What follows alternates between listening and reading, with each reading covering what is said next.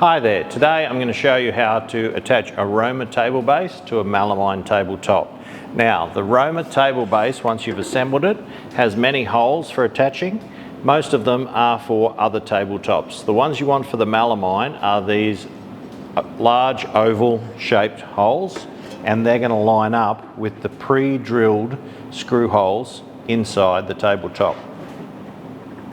Now just flip the table base over and line it up, the large oval holes on those pre-drilled bolt holes. Now, as for bolts, you may have received some smaller bolts. You want these larger 25mm bolts.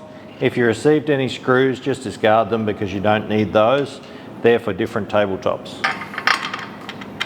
Now, once you've got that lined up, just pop your 4 bolts in.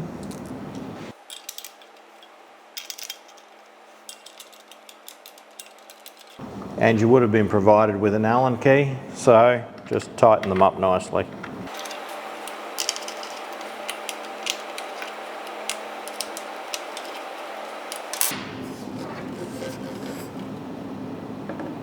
Okay, and there you have it. That's how to attach a Roma table base to our melamine tabletops.